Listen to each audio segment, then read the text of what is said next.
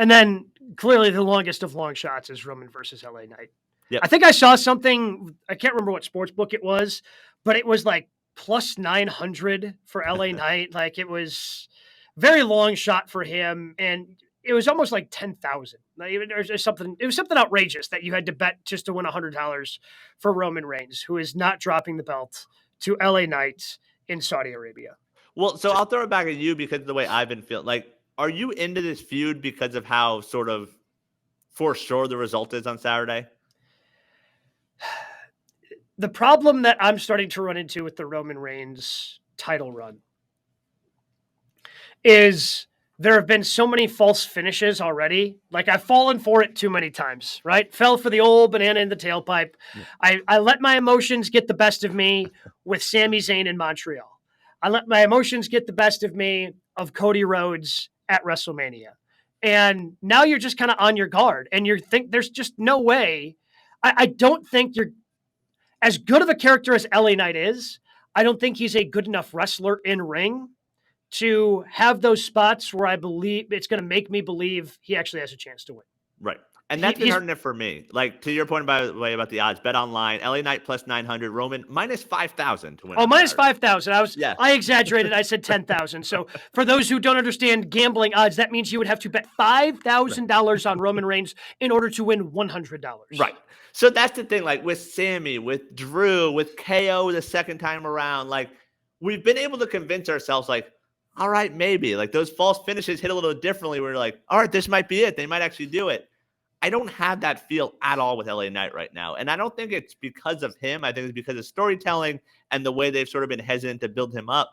But that's why, like, going into this match, like, there's no excitement of like, ooh, this could be the one. Like LA Knight at 3:00 Eastern on a Saturday overseas, like, that's not when this title run's ending. No, that's not at all when this is ending. Like, I would like to still see LA Knight be on the short list of people who could end it. But at the same time, it's going to take an army of people. It's going to take people banding together to overcome the complete bloodline.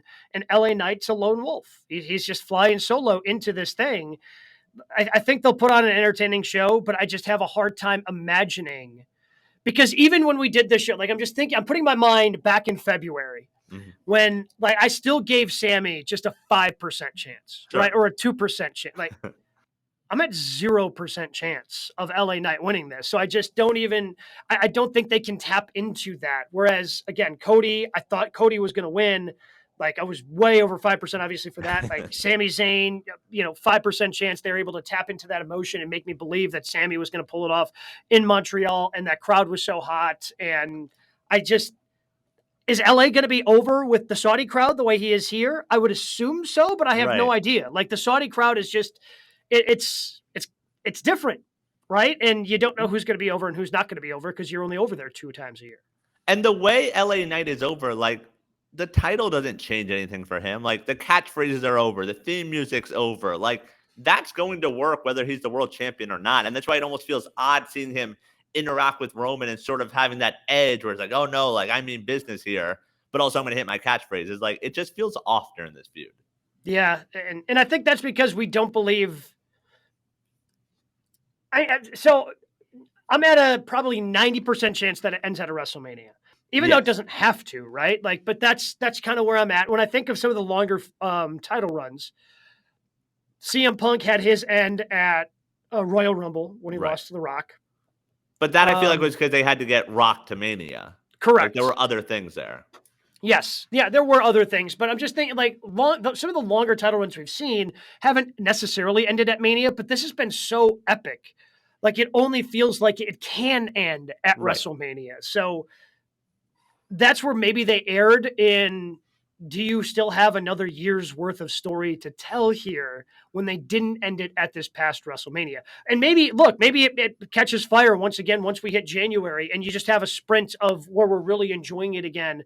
But Roman's been gone too much and he doesn't have a Sami Zayn to help carry the story in 2023 the way they did in 2022. Right. Like, if anything, this storyline would have been better with him not having the belt because now, like, oh, you're not the tribal chief. Like, you couldn't retain the belt. There's something there. And you mentioned how Survivor Series are not putting any attention into.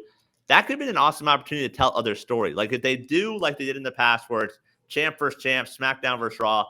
Imagine Seth beating Roman at Survivor Series. No title on the line, but just getting that win and adding to the Seth character and adding the doubt to the Roman character. There would be stuff you can do there, but we're just going to get nothing at this point. Yeah, and it kind of seemed like maybe they were going to do, that Raw versus SmackDown type thing, the way they, announced Nick Aldis, and it seems to be a rivalry budding between him and Adam Pearce. But with no Roman, like Survivor Series becomes ultimately skippable if they do Raw versus SmackDown because there's nothing actually on the line.